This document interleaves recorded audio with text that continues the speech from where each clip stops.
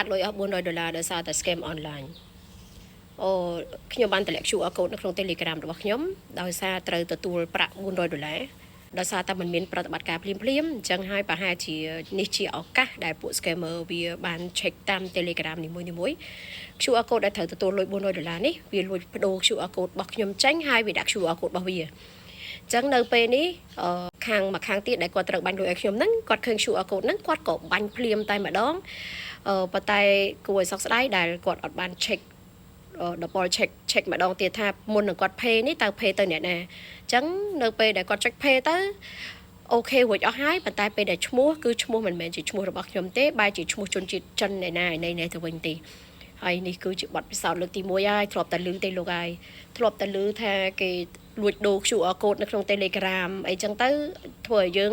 បាញ់លុយខុសមិនមែនបាញ់ទៅអ្នកដែលយើងចង់បាញ់បែរជាបាញ់ទៅចិនណានោះវិញឥឡូវនេះខ្ញុំវាជួបទៅហើយតែមិនមែនខ្ញុំអ្នកបាញ់ទេបើសិនជាខ្ញុំអ្នកបាញ់ពីលុយកងខ្ញុំទៅនឹងខ្ញុំប្រហែលជារត់ទៅបោកខ្លួនទៅទៀតប៉ុន្តែអានេះក៏ជាលុយខ្ញុំដែរព្រោះលុយដែលខ្ញុំត្រូវទទួលប៉ុន្តែបែរជាខ្ញុំមិនបានទទួលដោយសារតែគេបាញ់ខុសទៅអ្នកផ្សេងទៀតអញ្ចឹងឥឡូវនេះជនរងគ្រោះគឺជាខ្ញុំហើយ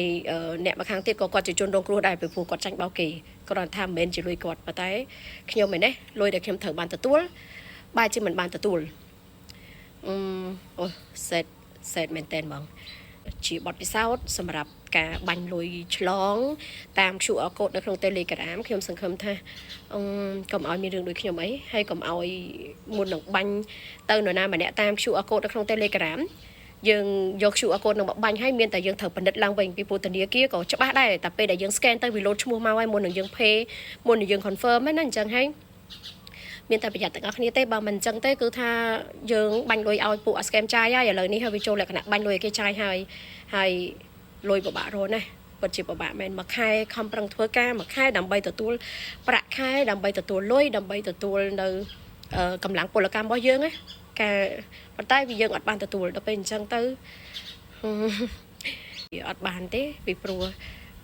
លុយទាំងអស់ហ្នឹងវាចូលទៅក្នុងកងចិនបាត់ទៅហើយ